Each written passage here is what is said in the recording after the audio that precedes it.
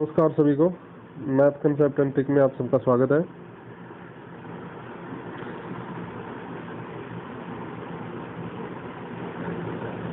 नमस्कार सभी को, मैथ कंसेप्ट एंड ट्रिक में आप सबका स्वागत है। और आज हम कंप्यूटर की ये 7th क्लास है, ठीक है। 7th क्लास हम कंप्यूटर की कर रहे हैं। सेकंड चैप्टर हम डिस्कस कर रहे हैं। सेकंड चैप्टर जो हार्डवेयर है, डिवाइसेस है या कंप्यूटर डिवाइसेस है, कंप्यूटर आर्किटेक्चर बोल सकते हो, वो हम पढ़ रहे हैं। और इसमें हमने मेनली इनपुट डिवाइस कवर कर लिया है जो हमारी 5th क्लास थी उसमें। फिर हम प्रोसेसिंग डिवाइस पढ़ रहे थे और प्रोसेसिंग डिवाइस में हमने सिस्टम यूनिट ख़त्म कर दिया। सिस्टम यूनिट जो हमने 6th चैप्टर में डिस्कस किया। और अब जो है हमें मेनली क्या पढ़ना है, सीपीयू, ठीक है। सीपीयू जो सिस्टम यूनिट का ही एक पार्ट है वो हमने डिस्कस करना है। जो आज की क्लास है हमारी 7th क्लास, इस क्लास में हमने मेनली क्या पढ़ना है, सीपीयू के बारे में सारी बातें डिस्कस करनी है, ठीक है। तो चलिए शुरू करते हैं। और आप सब जानते हैं, नहीं हो तो आपको ये चैनल सब्सक्राइब कर लेना है। और अगर पहले से देखते आ रहे हैं इस चैनल को तो दूसरे बंदों के साथ शेयर कर दो। और अगर कोई डाउट है तो कमेंट करो, ठीक है। कमेंट करना ना भूलें अगर कोई भी डाउट है तो। नोट्स आपको पता है डिस्क्रिप्शन में लिंक मिल जाएगा, वहाँ से नोट्स पिकअप कर लेना, ठीक है। टेलीग्राम ग्रुप है, व्हाट्सएप ग्रुप है, फेसबुक ग्रुप है, कहीं भी जुड़ो और नोट्स वहाँ से उठा लेना, मिल जाएंगे, ठीक है। तो चलिए शुरू करते हैं आज की क्लास और देखते हैं क्या पढ़ना है।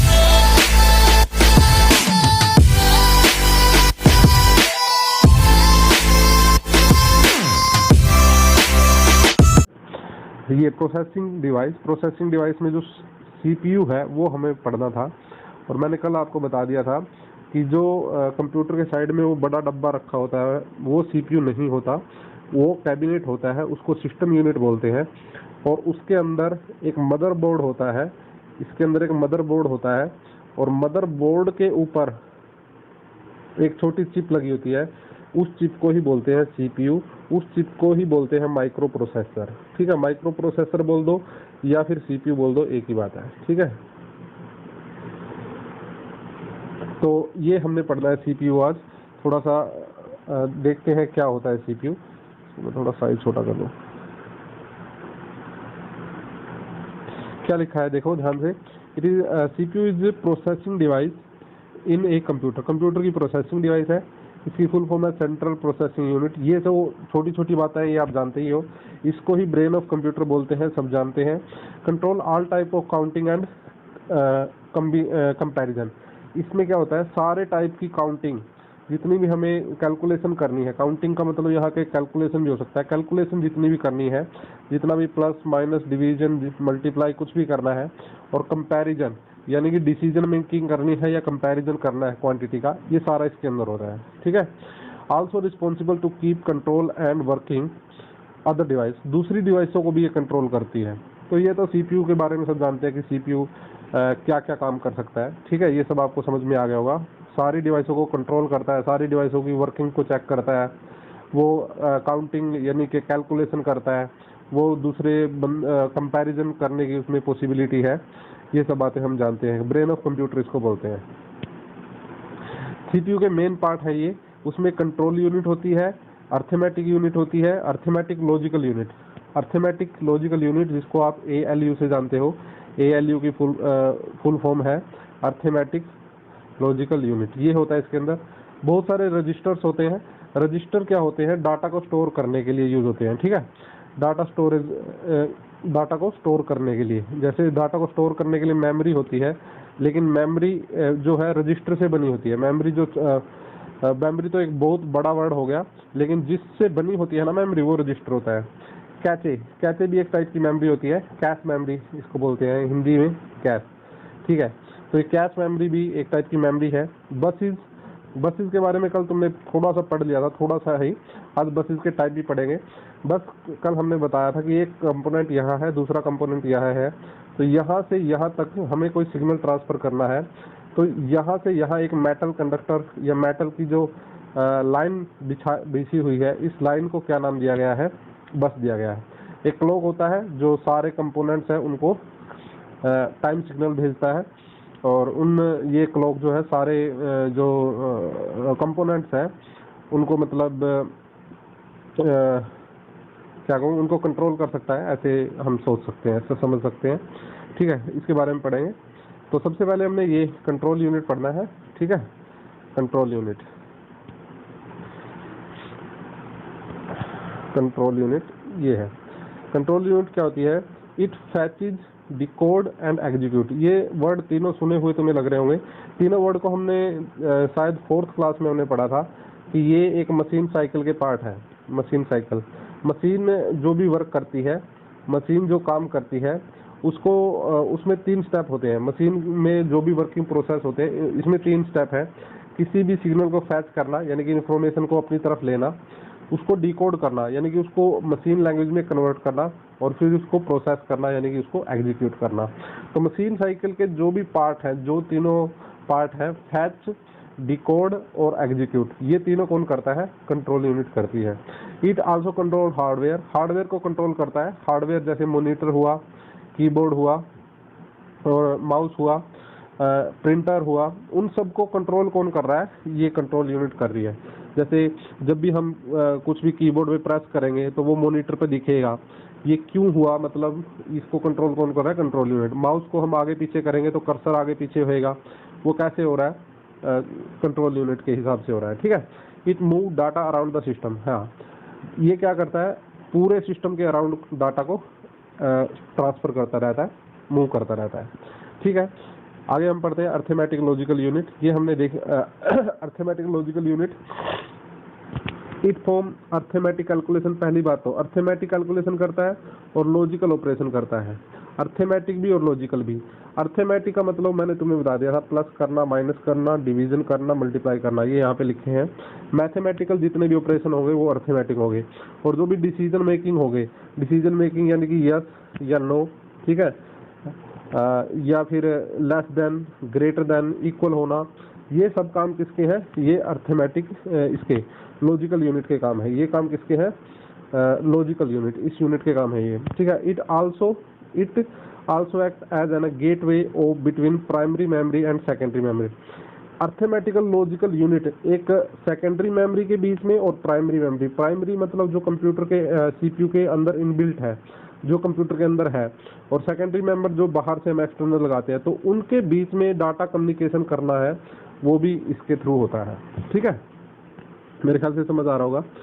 अब ये मैंने थोड़ा सा यहाँ पे बता रखा है कि कौन कौन से ऑपरेशन जो है इस अर्थमेटिकल लॉजिकल यूनिट में हो सकते हैं।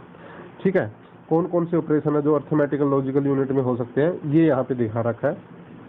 मोस्ट ALU का मतलब वही arithmetical logical unit can from the following operation. 4 type के ऑपरेशन वो कर सकती है। सबसे पहले logical operation, and operation, note operation, और ऑपरेशन, जोर ऑपरेशन, और भी बहुत सारे ऑपरेशन है, जैसे नोर ऑपरेशन। ठीक है, तो ये सारे ऑपरेशन कौन करता है? ALU करता है। एंड, नोट, जोर, नोर ये आपने कभी नहीं सुने हैं, तो अभी हम जब नंबर सिस्टम पढ़ेंगे तो ये गेट होते हैं एक टाइप के, लॉजिक गेट इनका नाम है, लॉजिक गेट। तो उनको हम डिस्कस करेंगे अच्छे से, मैं इनको पढ़ाऊंगा बहुत अच्छे से रहेगा आपको। ठीक है, तो तब हम इनको देखेंगे कि क्या इनका मतलब है एग्जैक्टली। ठीक है, अभी सिर्फ ध्यान रख लो कि लॉजिकल ऑपरेशन कौन करता है? अर्थमेटिकल लॉजिकल यूनिट करती है। अर्थमेटिक ऑपरेशन भी करती है ये, जैसे एडिशन हुआ, सब्ट्रैक्शन हुआ, मल्टीप्लिकेशन हुआ, डिवीजन हुआ, ये मैंने बता दिया। बिट शिफ्टिंग ऑपरेशन, जैसे किसी वर्ड को शिफ्ट करना है, अब वो शिफ्ट टू राइट भी हो सकता है, शिफ्ट टू लेफ्ट भी हो सकता है ना। शिफ्टिंग और rotating a word by a specific number of bit. Specified number of bit मतलब फिक्स नंबर ऑफ बिट, भाई इतना ही सरकाना है, इतनी दूर लेके जाना है, इतना ही दूर लेके जाना है, वो है लेफ्ट और राइट, विद और विदाउट साइन, साइन के एक्सपेंशन के बिना और साइन के एक्सपेंशन के साथ। ठीक है, विद और विदाउट साइन का मतलब उसका साइन रखे भी भाई इतना शिफ्ट हुआ है वो भी, या फिर वो हमने नहीं दिखाना कि कितना शिफ्ट करके हम वहां तक पहुंचे हैं वो भी, दोनों काम ये कर सकता है। और किसी भी नंबर को, किसी भी वर्ड को शिफ्ट करना, किसी भी वर्ड को शिफ्ट करना बिट शिफ्टिंग ऑपरेशन है। और कंपैरिजन ऑपरेशन, ये तो होते ही हैं, किसमें? लॉजिकल ऑपरेशन में आ जाते हैं। लॉजिकल है कंपैरिजन, मैंने तुम्हें बता दिया था। इक्वल होना, लेस देन होना, ग्रेटर देन इक्वल टू, ये देखो अलग अलग निशान है, थोड़ा सा समझना पड़ेगा। जैसे अगर मैं तुम्हें मैथ में बताना चाहूँ, मैथ में अगर मैं तुम्हें बताऊँ तो इक्वल तो ये होता है, सही है, दिख रहा होगा, थोड़ा सा वाइड कर लेते हैं। इक्वल ये होता है, सही है, लेस देन ये होता है, ग्रेटर देन ये होता है सपोज। और हम अगर ग्रेटर देन करना है या लेस देन इक्वल टू करना है, suppose less than equal to करना है तो हम ऐसे करते हैं, लेस देन का एक ये और एक ये, भाई लेस देन हो सकता है या इक्वल हो सकता है, ग्रेटर देन इक्वल, ये ग्रेटर देन और ये। लेकिन यहाँ पे क्या है, अगर मुझे कंप्यूटर में दिखाना है तो ग्रेटर देन और इक्वल का ये निशान है, ग्रेटर देन भी लगाना है और इक्वल के दोनों डंडे लगाने हैं। ऐसे ही लेस देन और इक्वल का निशान ये है, ये, ठीक है, और ग्रेटर का ये, लेस देन का ये और ये इक्वल का, है ना। मतलब ऐसा नहीं है कि मैथ की तरह एक ग्रेटर देन से और एक इससे काम चल जाएगा, हमें ये भी लगाना पड़ेगा और दोनों इक्वल भी लगाने पड़ेंगे अगर मुझे ग्रेटर देन इक्वल टू दर्शाना है तो। थोड़ा सा मेरे ख्याल से समझ गए होंगे, आगे बढ़ते हैं। ये हमने कल पढ़ लिया था, सिस्टम यूनिट खत्म किया था कल, ये मदर सिस्टम यूनिट का पार्ट था, ये भी खत्म कर लिया हमने कल अच्छे से। सीपीयू ये इसके सिस्टम यूनिट के पार्ट है ये सारे, ये खत्म कर लिया, ये खत्म कर लिया। ये पोर्ट है, कल पढ़ लिए थे, ये सारे खत्म कर लिए हमने। ये पीछे वाला हिस्सा है सीपीयू का, उसका कैबिनेट का, ये हमने खत्म कर लिया। ये सारे पोर्ट के बारे में दर्शा रखा है, ये हमने खत्म कर लिया, ये खत्म कर लिया कल, ये तो वही है, खत्म कर लिया ये। अब यहाँ पे आ जाओ, हाँ, अर्थमेटिकल लॉजिकल यूनिट। अब ये डायग्राम आपको सीपीयू की वर्किंग, थोड़ा सा फंक्शनिंग बता देगा। इससे पहले अगर मैं कंप्यूटर की फंक्शनिंग थोड़ा देख लूँ तो वो आपको बेटर अंडरस्टैंड करेगी। ये है, अगर हम पहले देख लें तो थोड़ा सा ध्यान से समझें। क्या है, हमें सबको पता है कि इनपुट लेते हैं, इनपुट कंप्यूटर का अगर छोटा सा पार्ट देते हैं, इनपुट आएगी, बीच में आएगा सीपीयू, सेंट्रल प्रोसेसिंग यूनिट, जो क्या करेगा, प्रोसेस करेगा, ठीक है। बाद में फिर क्या होगा, आउटपुट मिलेगा, आउटपुट, और फिर उसको क्या करेंगे, स्टोर करेंगे। ये चार बेसिक फंक्शन जो है वो कंप्यूटर के इस ऑर्डर में है, पहले क्या होता है, फिर क्या होता है, फिर क्या होता है, ये है ना। और इसको सही से हम एक्सप्लेन यहाँ से कर सकते हैं, ध्यान से देखें। जो प्रोसेसिंग बीच में यूनिट है, ये प्रोसेसिंग जो यूनिट है, इसके तीन मेन पार्ट है। एक तो है मेमोरी यूनिट, एक है कंट्रोल यूनिट, एक अर्थमेटिकल लॉजिकल यूनिट, ठीक है। और तीनों आपस में इंटरलिंक है, मेमोरी यूनिट कंट्रोल यूनिट से लिंक, कंट्रोल अर्थमेटिक से, अर्थमेटिक फिर कंट्रोल से, और कंट्रोल फिर मेमोरी से, ये आपस में लिंक्ड है। और ये सारे की सारी फंक्शनिंग, अगर मेरा प्राइमरी मेमोरी से, जो इसके अंदर ये मेमोरी है, इससे काम नहीं चले तो मुझे बाहर की मेमोरी, सेकेंडरी मेमोरी से भी काम करना पड़ेगा। तो ये सीपीयू सेकेंडरी मेमोरी से भी कंट्रोल होगा, ये भी है। तो ये सब बातें ही हैं, और यहाँ से हमें इनपुट मिल जाएगी, यहाँ से मुझे आउटपुट मिल जाएगी। तो ये सारा डायग्राम यहाँ पे दिखा रखा है, मैं इसको दिखा देता हूँ एक बार।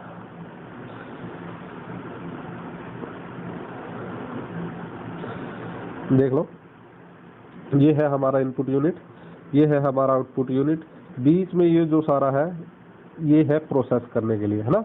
और सीपीयू प्रोसेसिंग यूनिट है, मेमोरी यूनिट यहाँ पे है, कंट्रोल यूनिट यहाँ पे है, अर्थमेटिक लॉजिकल यूनिट है, तीनों आपस में लिंक है, यहाँ से ये और फिर ये ऊपर, ठीक है। और अगर इस यूनिट से, इस मेमोरी से काम नहीं चलता तो सीपीयू को बाहर से भी मेमोरी मिल जाती है, ये कनेक्ट कर रखी है सेकेंडरी मेमोरी। नीचे सेकेंडरी मेमोरी के टाइप बता रखे हैं आपने, मैग्नेटिक टेप है, मैग्नेटिक डिस्क है, और सीडी है। बाहर आउटपुट के एग्जांपल बता रखे हैं, आउटपुट दो टाइप से, सॉफ्ट कॉपी या हार्ड कॉपी। सॉफ्ट कॉपी तो मॉनिटर पे ही दिख जाएगी, हार्ड कॉपी लेने के लिए प्रिंटर या प्लॉटर का यूज होगा। इस तरफ इनपुट दिखा रखा है, इनपुट के example keyboard, light, pen, joystick, etcetera. बस ये कंप्यूटर का है। और ये जो डिवाइस होती है, जैसे ये कीबोर्ड वगैरह है, ये प्रिंटर वगैरह है, इनको क्या नाम दिया जाता है, पेरिफेरल डिवाइस, ये हमने पढ़ चुके हैं, ठीक है। तो अब ये सीपीयू के अंदर क्या है वो हमने देखना है। सीपीयू के 4-5 पार्ट हमने पढ़ लिया ना। सीपीयू में क्या क्या होता है हमने देखा, लिखे थे 6-7 पार्ट। रजिस्टर होता है, कंट्रोल यूनिट होती है, अर्थमेटिकल लॉजिकल यूनिट होती है, कैश होता है, और एक क्लॉक होती है, हमें पता है। और प्राइमरी मेमोरी होती है एक तरफ, और एक एक्सटर्नल कंपोनेंट होते हैं जो बाहर से लगाए गए हैं। अब इस सीपीयू में और इस प्राइमरी मेमोरी में जो कनेक्शन होगा, हम जानते हैं कनेक्शन किसकी वजह से होता है, बस की वजह से, ठीक है। सीपीयू में और प्राइमरी मेमोरी में जो रिलेशन बनाना है वो बस बनाएगी। और बस कितने टाइप की है, 3 टाइप की। पहली बस है एड्रेस बस, एक है डाटा बस, और एक है कंट्रोल बस, ठीक है। ये तीनों यहाँ पे लिख रखी है। एड्रेस बस, डाटा बस और कंट्रोल बस। ठीक है, थोड़ा सा ध्यान देना है। अब देखो इसमें थोड़ा सा समझने की बात है, जो हमारी यहाँ पे एड्रेस बस है वो सीपीयू से आती है डायरेक्ट, लेकिन मेमोरी से जाती नहीं है। लेकिन जो ये डाटा बस है वो सीपीयू से आ भी रही है और जा भी रही है, दोनों तरफ तीर का निशान लगा हुआ है। ठीक ऐसी कंट्रोल यूनिट क्या है, ये मेमोरी के नीचे तक आ रही है। इसका मतलब क्या हुआ, जो सीपीयू होगा वो सीपीयू मेमोरी को कंट्रोल करता है, सही है, लेकिन मेमोरी सीपीयू को कंट्रोल नहीं करती। ठीक है, डाटा जो है सीपीयू से मेमोरी में भी आएगा और मेमोरी से सीपीयू में भी जाएगा, ये सही है, डाटा बस है। और एड्रेस जो है सीपीयू मेमोरी से लेगा, ना कि मेमोरी लेगी सीपीयू से। मतलब क्या है, एड्रेस जो है सीपीयू मेमोरी से उठाएगा, मेमोरी में पड़ा होगा सीपीयू ले लेगा। ठीक है, लेकिन ऐसा नहीं है कि सीपीयू से मेमोरी डाटा लेगी। ठीक है, उल्टा नहीं है। लेकिन डाटा दोनों तरफ से ट्रांसफर होगा, ऊपर से नीचे भी और नीचे से ऊपर भी। ऐसे ही कंट्रोल नीचे ही होगा, यानी कि मेमोरी को ही कंट्रोल करेगा सीपीयू, ना कि मेमोरी उसको कंट्रोल करेगी। ठीक है, ठीक ऐसा ही एक्सटर्नल कंपोनेंट, बाहर के कंपोनेंट है, उनके साथ भी है। बाहर के कंपोनेंट को कंट्रोल कौन करता है, सीपीयू कंट्रोल करता है। बाहर के कंपोनेंट से डाटा लेता भी है और डाटा देता भी है, कौन, सीपीयू। और बाहर के कंपोनेंट से एड्रेस उठाता कौन है, सीपीयू। ये थोड़ा सा ध्यान रख लेना है। अच्छा, फिर इसमें हमने 6-7 पार्ट पढ़े थे, उसमें हमने कंट्रोल यूनिट तो पढ़ ही लिया, अर्थमेटिकल लॉजिकल यूनिट भी पढ़ लिया। अब रह गया रजिस्टर, कैश और क्लॉक। ठीक है, तो और मेमोरी तो हम अलग से एक चैप्टर में पढ़ेंगे। और ये रहेगी बस, रहेगी एड्रेस बस, डाटा बस और कंट्रोल बस। ठीक है, तो हम रजिस्टर पहले पढ़ लेते हैं। रजिस्टर क्या होते हैं, मैंने बताया था, मेमोरी होती है। These are small amount of high speed memory. Highly speed होती है, इनकी बहुत तगड़ी स्पीड होती है, लेकिन अमाउंट जो है वो स्मॉल होती है, यानी कि इनकी मेमोरी की एबिलिटी थोड़ी होती है, मतलब स्टोरेज कैपेसिटी कम होती है, लेकिन होती है हाई स्पीड, बहुत हाई स्पीड है। Within CPU, contain within CPU, CPU के अंदर ही होती है। They are use by processor to store small amount of data that are needed during processing. ये क्या करते हैं, उस डाटा को स्टोर करके रखते हैं जो प्रोसेसिंग के टाइम जरूरी होता है ना। थोड़ा प्रोसेसिंग के टाइम जो बिल्कुल थोड़ा बहुत अमाउंट ऑफ डाटा जो है यूज करने का होता है, जो प्रोसेसिंग के टाइम काम आएगा, वो है रजिस्टर। ये क्या क्या काम करते हैं, ये मतलब क्या क्या हो सकते हैं, ये कौन से काम है, ये क्या क्या स्टोर कर सकते हैं। ये स्टोर कर सकते हैं एड्रेस ऑफ नेक्स्ट इंस्ट्रक्शन। जैसे एक इंस्ट्रक्शन काम कर रही है, हमें पता है कि इस इंस्ट्रक्शन के खत्म होते ही कोई अगली इंस्ट्रक्शन आएगी, तो उस इंस्ट्रक्शन को स्टोर करके रखता है। ठीक है, करंट इंस्ट्रक्शन बीइंग कोडेड, जो काम अभी चल रहा है, जो इंस्ट्रक्शन अभी चल रही है, उसको डिकोड करने का काम भी इसका है। और जो इसका रिजल्ट आएगा, ठीक है, जैसे इस बात को थोड़ा सा समझो ध्यान से। जैसे मैं अभी ये काम कर रहा हूँ, ठीक है, तो इस काम को डिकोड करना भी इसका काम है। ठीक है, इसके काम के बाद क्या करना है वो भी इसका काम है।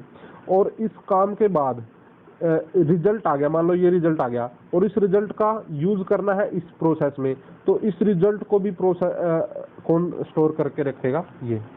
जो काम हो रहा है, जो काम होना है, और जो काम हो रहा है उसका रिजल्ट, ये सारा काम इसके अंदर है। ठीक है, एड्रेस भी रखता है, जो नेक्स्ट इंस्ट्रक्शन है, अगला जो काम होना है उसका एड्रेस, जो करंट काम है उसका डिकोड करना, उसका और जो उसका रिजल्ट है वो भी रखना, इनका काम होता है। और length of register is equal to the number of bit it can store. Length का मतलब क्या होता है, जैसे मेमोरी को स्टोर करने के लिए हम बोल देते हैं ना MB, KB, बाइट, ठीक है, या GB। तो ये मेमोरी को स्टोर करने के लिए स्टोरेज कैपेसिटी होती है।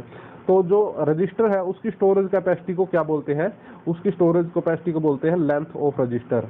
ये वही है जितनी भी बिट वो उसके अंदर स्टोर कर सकता है। एक बिट स्टोर करेगा तो लेंथ ऑफ रजिस्टर 1 बिट होगा। CPU used in present time 32 bit और 64 बिट। आजकल के जो सीपीयू है वो कौन कौन से बिट यूज कर रहे हैं, 32 बिट का या 64 बिट का। अगर पेपर में आए तो हम लिख सकते हैं 4 बाइट भी बोल सकते हैं हम, क्योंकि हमें पता है कि 8 बिट मिलके 1 बाइट बनाती है, और 64 को हम 8 बाइट भी बोल सकते हैं। 8 बाइट बोलो या 64 बिट बोल लो, लेकिन लेंथ जो है बाइट में नहीं मापी जाएगी। लेंथ तो क्या है, बिट में मापी जाएगी, इसलिए 32 बिट या 64 बिट लेंथ बाइट में नहीं मापी जाएगी। लेंथ ऑफ रजिस्टर क्या होगा, नंबर ऑफ बिट्स होगा। Length of register is also known as, ये क्या है, क्या लिखा है, वर्ड साइज। हाँ वर्ड है, वर्ड लिखा है भाई, ध्यान से, अब लैंग्वेज थोड़ा समझ में नहीं आएगी, वर्ड लिखा है ये, है ना। लेंथ ऑफ रजिस्टर को ही क्या बोलते हैं, वर्ड साइज भी बोल देते हैं, लेंथ ऑफ। और जितना वर्ड साइज होगा उतना ही स्पीड इंक्रीज होगी। ज़्यादा स्पीड ऑफ प्रोसेसिंग की स्पीड है वो वर्ड साइज के ऊपर डिपेंड करेगी। यानी 32 बिट वाला स्लो होगा, 64 बिट वाला फास्ट होगा। ठीक है, ये बता दिया। अब ये अलग अलग टाइप के रजिस्टर हैं, बहुत सारे टाइप के रजिस्टर हैं, वो मैंने थोड़ा सा एक्सप्लेन कर रखे हैं कि रजिस्टर के टाइप वर्किंग। वैसे तो बहुत सारे हैं, लेकिन ये कुछ जनरल पर्पज के लिए यूज होते हैं या जनरली यूज होते हैं, फास्ट यूज होते हैं बहुत ज़्यादा, और थोड़े इंपॉर्टेंट है। There are many type of register utilise in computer. Computer में बहुत सारे रजिस्टर होंगे। सबसे पहले है एक्यूमुलेटर। अब ये एक्यूमुलेटर क्या करता है, it is most often utilise, सबसे ज़्यादा जरूरी, सबसे ज़्यादा यूज होने वाला यही है। मोस्ट ऑफन मतलब फ्रीक्वेंटली यूज होता रहता है ये। It is used to store information taken from memory, यानी कि मेमोरी से जो इंफॉर्मेशन मिलेगी ना उसको स्टोर करके रखेगा। ठीक है, जैसे अगर मैं बताऊं तुम्हें, सिंपल सी बात है ये, तो सिंपल सी समझने वाली आसान सी बात है। देखो यहाँ पे सीपीयू है, यहाँ पे मेमोरी है। ठीक है, सीपीयू ने मेमोरी से कोई एड्रेस मांग लिया किसी भी चीज़ का, उसने भेज दिया, तो प्रोसेस होने से पहले कहाँ स्टोर होकर रखेगा, वो एक्यूमुलेटर में स्टोर होकर रखेगा। ठीक है, प्रोसेस हो जाएगा बाद में। तो वो इन्फॉर्मेशन जो मेमोरी से ली है सीपीयू ने, वो कहाँ पे हो रही है, एक्यूमुलेटर में लग रही है। Memory address register, it store address of active memory location. जो एक्टिव मेमोरी लोकेशन है, जैसे प्राइमरी मेमोरी में अलग अलग होते हैं, रैम होती है, रोम होती है, अब इनके भी अलग अलग फोल्डर होते हैं। तो प्रोसेसिंग के टाइम जोन सी मेमोरी एक्टिव है, जोन सा स्पेस एक्टिव है, उसको कौन स्टोर रखेगा, मेमोरी एड्रेस। नाम से क्लियर है ना, मेमोरी एड्रेस रजिस्टर, तो मेमोरी का एड्रेस रखता है ये, है ना। बस आगे है memory data register. All the information that is supposed to be written और रीड। रिटर्न और रीड का मतलब हम ध्यान से समझो। रिटर्न और रीड का ये मतलब नहीं है कि हम कुछ लिख देते हैं, लिखना नहीं है। जैसे मैं लिख रहा हूँ अभी, लिखना रिटर्न का मतलब नहीं है। ये पढ़ना नहीं है, जैसे मैं लिखूँ ल ई की मात्रा ख न आ, लिखना, ये रीड का मतलब नहीं है।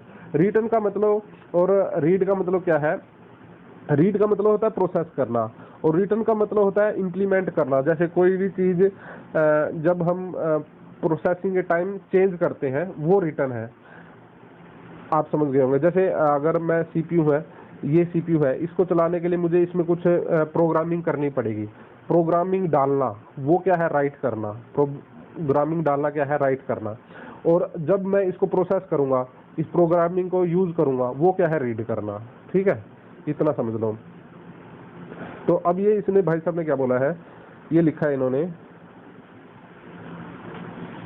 All the information that is supposed to be written और राइट। ठीक है, रिटर्न और रीड, रिटर्न और read from a certain memory address is stored here. जो भी इंफॉर्मेशन हमें रीड करनी है, या जो भी इंफॉर्मेशन हमें राइट करनी है, ठीक है, राइट होने वाली है, जो भी इंफॉर्मेशन रीड होने वाली है या राइट होने वाली है, उसका एड्रेस यहाँ पे स्टोर होगा। यानी कि जो भी जिस भी चीज़ का हम यूज करने वाले हैं प्रोसेसिंग के टाइम, जिस भी डाटा का हम यूज करने वाले हैं, वो डाटा यहाँ पे स्टोर होता है मेमोरी डाटा रजिस्टर में। ठीक है, प्रोग्राम काउंटर अगला है। प्रोग्राम काउंटर क्या है, these register are utilised in keeping the record of program that is being executed और अंडर एग्जीक्यूशन। ठीक है, प्रोग्राम काउंटर क्या होता है, उस प्रोग्राम का रिकॉर्ड रखता है जो एग्जीक्यूट हो रहा है। ठीक है, जो एग्जीक्यूट हो चुका है, हो रहा है या होने वाला है। ठीक है, बीइंग एग्जीक्यूटेड जो चल रहा है, और जो अंडर एग्जीक्यूशन है जो मतलब चल रहा है और जो हो चुका है।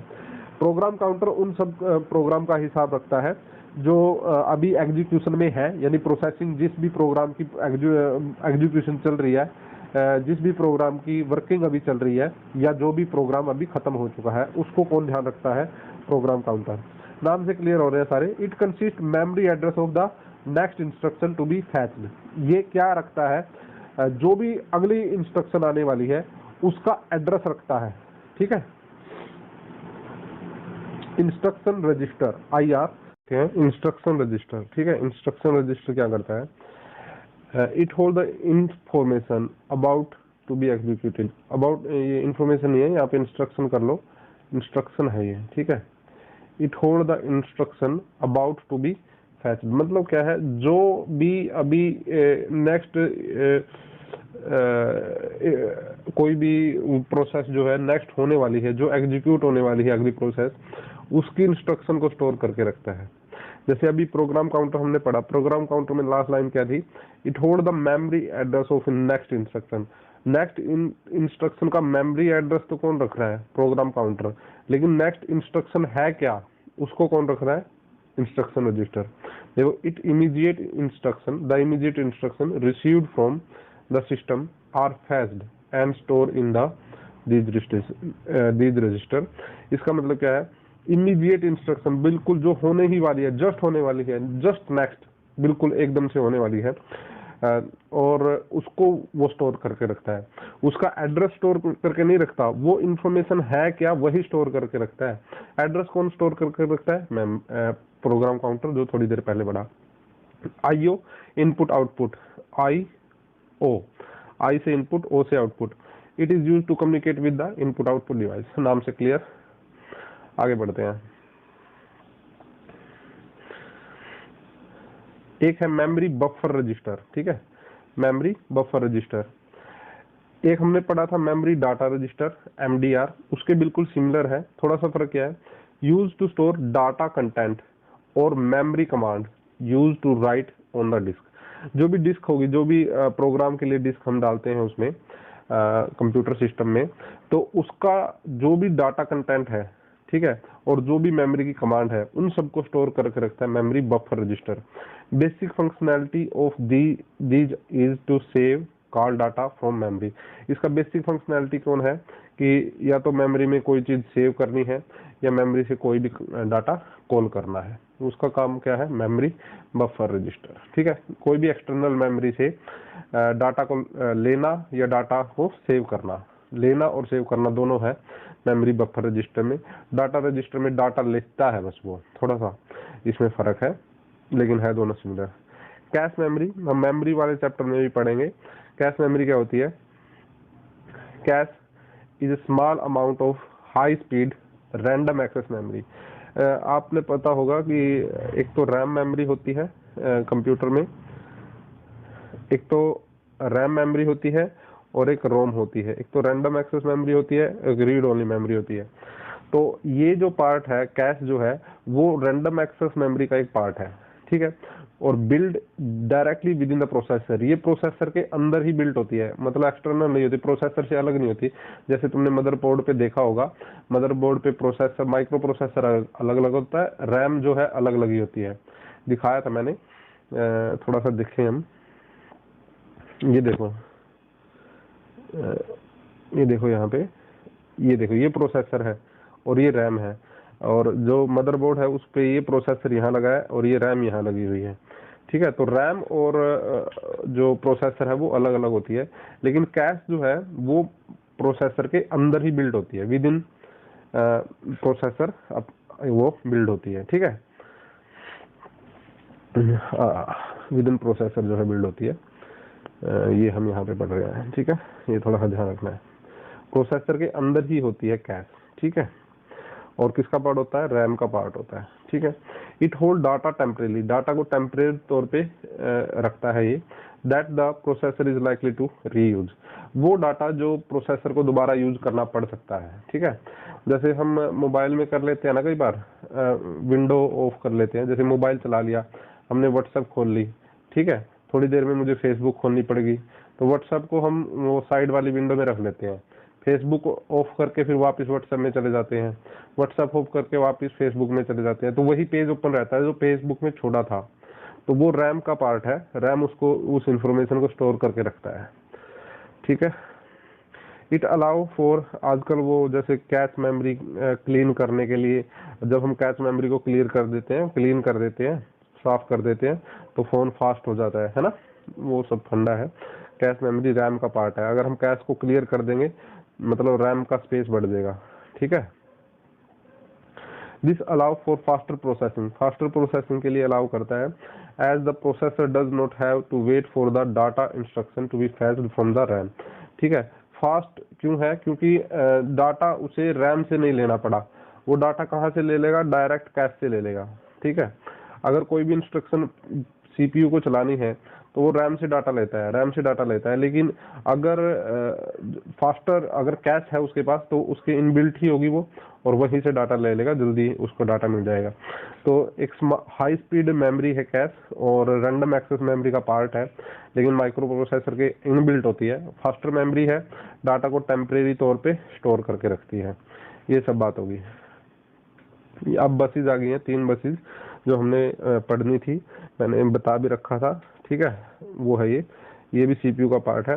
अब बस is high speed internal connection, बताया था इंटरनल कनेक्शन है, एक यहाँ पे पार्ट है, एक यहाँ पे पार्ट है कंपोनेंट, तो इनके बीच में कनेक्शन सेटअप करने के लिए high speed. Bus are use to send control signal and data between processor and other component, processor के बीच में और दूसरे कंपोनेंट के बीच में हाई स्पीड सिग्नल भेजने हैं, हाई स्पीड सिग्नल भेजने हैं, उसके लिए कौन यूज होगा, बस यूज होगा। 3 टाइप की होती हैं, एड्रेस, डाटा, कंट्रोल, बता रखा है। अब यहाँ पे आ जाओ, तीनों को अलग अलग से डिफाइन हम कर देंगे। सबसे पहले है address bus, it carry memory address, address से नाम, एड्रेस से क्लियर हो गया, ये मेमोरी एड्रेस रखेगा। किसका memory address, to from the processor to other component, दूसरे जितने भी कंपोनेंट है ना उनका सबका memory address, such as primary memory भी हो सकती है, इनपुट आउटपुट डिवाइस भी होती है, यानी कि जितनी भी इनपुट आउटपुट डिवाइस है, चाहे वो प्रिंटर हो, कीबोर्ड प्रिंटर, इन सब का एड्रेस कौन याद रखेगा, एड्रेस बस। ठीक है, ये हम ध्यान रख सकते हैं। आगे डाटा बस, इट कैरी एक्चुअल डाटा, वो तो क्या था, डाटा का सिर्फ एड्रेस याद कर रहा था, लेकिन ये क्या करता है, एक्चुअल डाटा जो ट्रांसफर किया, जैसे यहाँ पे मेमोरी है, यहाँ पे सीपीयू है, तो कोई डाटा यहाँ से भेजा गया है, एक्चुअल डाटा भेजा गया है, उसमें कौन आएगा, डाटा बस। कंट्रोल क्या करता है, बस इनको दोनों को कंट्रोल करता है। It carry control signal from processor to other component, दूसरों कंपोनेंट को कंट्रोल करने के लिए। ठीक है, जैसे सीपीयू में कमांड दी कि कोई भी एड्रेस उठाओ, तो वो एड्रेस कहाँ से उठाना है, मेमोरी से उठाना है, तो मेमोरी को ही इंस्ट्रक्शन भेजी जाएगी, ना कि कीबोर्ड को इंस्ट्रक्शन भेजी जाएगी। सीधी सीधी बात है। जब प्रिंट किया तो प्रिंटर को ही भेजा जाएगा सिग्नल, और किसी को क्यों भेजा जाएगा। तो ये सब बातें कौन कंट्रोल करता है, कंट्रोल बस कंट्रोल करती है। It also carry the clock pulse, clock pulse भी होती है इसके ऊपर, क्योंकि पता करना पड़ेगा कितना टाइम, कौन से टाइम में कौन सा सिग्नल भेजना है। ठीक है, तो कंट्रोल करना जरूरी है, तो इसलिए उसके पास क्लॉक पल्स भी होती है। एक क्लॉक अलग से होती है, वो हम ये पढ़ना है। सीपीयू का एक और पार्ट क्लॉक, ये लास्ट पार्ट है सीपीयू का। सीपीयू कंटेन एक clock which is use to coordinate all the computer component, सारे के सारे कंप्यूटर कंपोनेंट के साथ रिलेशन बनाना है, क्लॉक का काम है, क्योंकि पता करना है कि एक काम कितनी देर में होगा, है ना, पहले ये होगा भाई, फिर दूसरा काम करना है भाई, तो वो टाइम मेजरमेंट करना क्लॉक का काम है। एक के बाद एक काम करना है, कौन से काम के बाद क्या काम करना है, वो क्लॉक का काम है।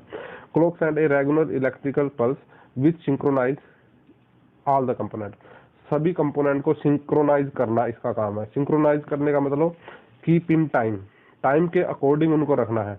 ऐसा नहीं है कि एक जो है, एक कोई सिग्नल, एक जो कोई कंपोनेंट है वो पैसिव मोड में है, पैसिव मतलब वो सुस्त पड़ा है, जैसे वो नॉन एक्टिव है। एक तो होता है एक्टिव बंदा, एक्टिव जो काम कर रहा है, एक होता है पैसिव। तो जब कोई सिग्नल यहाँ पे आएगा, लेकिन ये पैसिव मोड में चला गया है, पैसिव मोड से होने के लिए इसको एक्टिव होना पड़ेगा, है ना। तो टाइम, उसमें टाइम लैग आ जाएगा। टाइम लैग मतलब थोड़ा सा ये इसके पास सिग्नल तो आ गया, लेकिन ये इसके ऊपर वर्क नहीं करेगा, तो थोड़ा सा टाइम में मिसअंडरस्टैंडिंग होगी कि इसने सिग्नल भेज दिया, इसने वर्क नहीं किया। तो इसके लिए सिंक्रोनाइज करते हैं इनको, सभी को एक्टिव रखते हैं, सभी को टाइम के अकॉर्डिंग एक्टिव रखते हैं, मतलब सभी को प्रेजेंट में जीने के लिए बोलते हैं। ठीक है, सीधी सीधी बात है, प्रेजेंट में रखते हैं। ऐसा नहीं है कि कोई पास्ट की सोच रहा है, कोई फ्यूचर की सोच रहा है। सारे कंपोनेंट्स को जो प्रेजेंट टाइम है कि उसमें कंप्यूटर में अब क्या हो रहा है, अब क्या इंस्ट्रक्शन चल रही है, सभी कंपोनेंट को उस वे में रखते हैं वो, कि अब फला जगह ये इंस्ट्रक्शन हो रही है। हाँ, frequency of the pulses is known as clock speed. Clock speed, जैसे तुम जानते हो कोई भी वेव मोशन होता है ना, ऐसे अब ये इस तरह से सिग्नल भेज रहा है और कोई ऐसे सिग्नल भेज रहा है। ठीक है, तो ये फास्ट है। ठीक है, और ये स्लो है ना, ये वाला स्लो है और ये वाला फास्ट है। यानी कि फ्रीक्वेंसी से पता चलता है कि कोई भी क्लॉक सिग्नल कितनी फास्ट है। फ्रीक्वेंसी मतलब क्या होती है, एक गिवन टाइम पीरियड में कितने उसने वेव ने वो कवर करे, वो फ्रीक्वेंसी होती है। जैसे इसने टाइम पीरियड में यहाँ पे थोड़ा कवर कर रही है, लेकिन इतने टाइम पीरियड में ये थोड़ा ज्यादा कवर कर रही है, वो होती है फ्रीक्वेंसी। तो जो फ्रीक्वेंसी ऑफ पल्सेज, ये पल्स जो है इनकी फ्रीक्वेंसी से क्लॉक की स्पीड पता चलती है। और वो क्लॉक की स्पीड किस में मापते हैं, हर्ट्ज में, क्योंकि जो फ्रीक्वेंसी है, फिजिक्स में पता चलेगा तुम्हें, जो फ्रीक्वेंसी की यूनिट है, फ्रीक्वेंसी की यूनिट हर्ट है। थोड़ा सा साफ कर दूं मैं। इस फ्रीक्वेंसी की यूनिट ही क्या है, हर्ट्ज। ठीक है, हर्ट्ज। जैसे वो हमारे घर में इलेक्ट्रिक सिग्नल आता है तो उसकी भी यूनिट, उसकी फ्रीक्वेंसी जब मेजर करते हैं वो भी हर्ट्ज में है। 50 हर्ट्ज की हमारे घर में इलेक्ट्रिसिटी आती है, वही है ये। ठीक है, तो फ्रीक्वेंसी की यूनिट हर्ट्ज और क्लॉक स्पीड की भी यूनिट हर्ट्ज, क्योंकि क्लॉक स्पीड किसकी वजह से मापी जाती है, फ्रीक्वेंसी की वजह से। Higher the frequency more instruction can be performed in any given moment of the time. मतलब क्या है, मोर है ये, मोर। तो जितनी ज्यादा फ्रीक्वेंसी होगी उतनी ही ज्यादा इंस्ट्रक्शन जाएगी। सीधी सीधी बात है, अगर ये कर रहे हैं कोई तो बहुत स्लो जा रहा है, और अगर कोई ये काम कर रहा है तो बहुत तेज जा रहा है। तो जितनी ज्यादा फ्रीक्वेंसी होगी उतनी ज्यादा इंस्ट्रक्शन होंगी। ठीक है, ट्रांसफर होंगी, ये सीधा सीधा बात है। अब ये थोड़ी सी टर्म जो है टाइम से रिलेटेड हमारी टर्म है 3-4, वो हम पढ़ रहे हैं। एक है थ्रूपुट। ठीक है, the amount of data moved successfully from one place to another place in given period. एक टाइम पीरियड में कोई भी टाइम फिक्स टाइम हो सकता है, 1 सेकंड, 2 सेकंड, 3 सेकंड। उस फिक्स टाइम में एक जगह से दूसरे जगह डाटा ट्रांसफर किया। ठीक है, तो कितना डाटा ट्रांसफर किया उसकी वैल्यू क्या है, थ्रूपुट है। Amount of data moved successfully from one place to another place in given time period। given time period में अमाउंट ऑफ डाटा कितना ट्रांसफर हुआ है वो क्या होगा, थ्रूपुट होगा। यूनिट है इसकी बिट पर सेकंड। ठीक है, बिट आप समझते हो मेमोरी, स्मॉलेस्ट मेमोरी यूनिट है, या तो 0 को स्टोर करने के लिए या 1 को स्टोर करने के लिए यूज होती है, कल बताया था। तो ये है बिट पर सेकंड, यानी कि 1 सेकंड में 1 बिट ट्रांसफर किया उसने। फिर मेगा बिट हो सकती है, मेगा का मतलब 10 की पावर 6, यानी कि 10 लाख, 1 मिलियन। ठीक है, यानी कि 1 सेकंड में वो 10 लाख इंस्ट्रक्शन ट्रांसफर कर रहा है। या फिर गीगा बिट मतलब 10 की पावर 9। ठीक है, तो इतनी सारी बिट वो ट्रांसफर कर रहा है एक टाइम में, वो थ्रूपुट है। थ्रूपुट का मतलब तुम समझ गए होगे, एक गिवन टाइम पीरियड में एक से दूसरी जगह पे कितना डाटा सक्सेसफुली उसने पहुंचा दिया। ठीक है, अब तुम आगे है turn around time, TAT। It is the time interval from the time of submission of a process. कोई प्रोसेस सबमिट कर दी है ना भाई, ये काम करना है तुमने, और time of completion of process. ठीक है, ये दोनों बातें समझ लो। जिस टाइम कोई प्रोसेस सबमिट करी है और जिस टाइम वो कंप्लीट हुई है, उन दोनों के बीच में जितना टाइम इंटरवल है, जितना टाइम लगा, उसको बोलते हैं TAT, टर्न अराउंड टाइम। सीधी सीधी बात। उसके बाद response time, it is the time from start of completion of a task.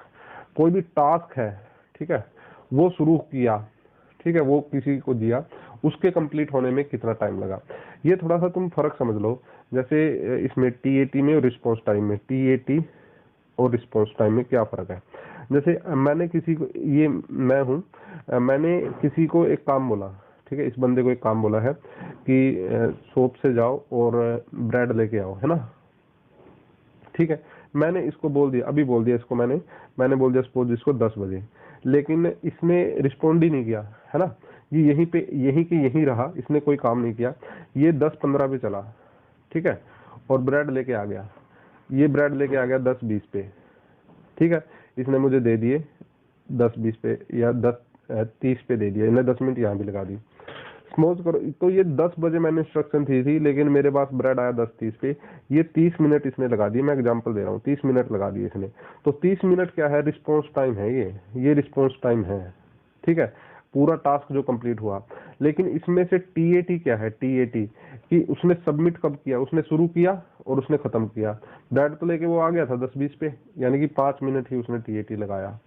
ये बात तुम समझ सकते हो, ठीक है ना। कोई भी टास्क में प्रोसेस जब शुरू हुई और जब कंप्लीट हुआ, वो है TAT। और रिस्पॉन्स टाइम कब उसने, मतलब पूरा टाइम उसने बिल्कुल शुरू से लेके आखिरी तक कितना लगाया, वो है रिस्पॉन्स टाइम। मेरे ख्याल से समझ में आ गया होगा दोनों में फर्क। ये अब यहाँ पे खत्म हो गया हमारा, ठीक है। इसके बाद हमारा जो ये पार्ट बिल्कुल खत्म हो गया है, जो हमने करना था सीपीयू। सीपीयू हमारा खत्म है अब यहाँ पे, सीपीयू डन है। और इसी के साथ हमारा जो प्रोसेसिंग यूनिट है, प्रोसेसिंग यूनिट हमारा जो था वो काम खत्म हो गया है, बिल्कुल खत्म हो गया। कल हमने सिस्टम यूनिट पढ़ लिया था, आज सीपीयू पढ़ लिया। सीपीयू और सिस्टम यूनिट दोनों मिलके पूरा प्रोसेसिंग जो है खत्म हो गया है। अब हमें इस चैप्टर में, चैप्टर सेकंड जो है, चैप्टर सेकंड में हमें रह गया सिर्फ वो, चैप्टर सेकंड में हमारे पास रह गया आउटपुट डिवाइसेस, आउटपुट डिवाइस, ये हम पढ़ेंगे। और एक है जो माइक्रो प्रोसेसर के टाइप, माइक्रो प्रोसेसर के जो टाइप है, एक होता है रिस्क होता है, एक एपिक होता है, एक और होता है, क्या होता है, एक सिस्क होता है शायद, पता नहीं, पक्का नहीं पता, ये होते हैं 3। तो ये तीनों टाइप हम पढ़ देंगे। और इन तीनों टाइप को हम सॉफ्टवेयर जब चैप्टर पढ़ेंगे, सॉफ्टवेयर का, उस चैप्टर में इंक्लूड करेंगे, क्योंकि ये सॉफ्टवेयर का पार्ट है। तो उसमें हम इनको डिस्कस करेंगे, ठीक है। मेरी बात समझ रहे होंगे, उसमें हम इन सब बातों को डिस्कस कर लेंगे। तो ये हमारा चैप्टर अब सिर्फ रह गया क्या, इसमें आउटपुट डिवाइसेस रह गया। क्योंकि अब इसमें जब मैं माइक्रो प्रोसेसर अब पढ़ाऊंगा तो टाइम ज़्यादा लग जाएगा, ये क्लास ज़्यादा बड़ी हो जाएगी। तो माइक्रो प्रोसेसर रह गया, जो हम सॉफ्टवेयर वाले चैप्टर में पढ़ेंगे। और आउटपुट डिवाइसेस हमें खत्म करना है, जो कल वाली क्लास में होंगे। उसके बाद होंगे इसके एमसीक्यू, ठीक है। तो आज की क्लास खत्म होती है यहीं पे। कल हम मिलेंगे और कल हम आउटपुट डिवाइसेस जो है वो डिस्कस करेंगे, ठीक है। नए हो तो आपको क्या करना है, सब्सक्राइब करना है, और पुराने हो तो कमेंट करना है। कोई भी क्वेरी हो आपका, कोई भी डाउट हो तो पूछ लेना है, ठीक है। टेलीग्राम का लिंक आपको मिल जाएगा नीचे डिस्क्रिप्शन में, व्हाट्सएप का लिंक आपको डिस्क्रिप्शन में मिल जाएगा, फेसबुक का आपका मिल जाएगा। वहां से आप नोट्स पिक करना है, नोट्स को पढ़ना है, और साथ में हमारा जो ये है वो समझ लेना है, ठीक है। थैंक यू, जय हिंद, जय भारत। अगली क्लास में मिलते हैं, थैंक यू।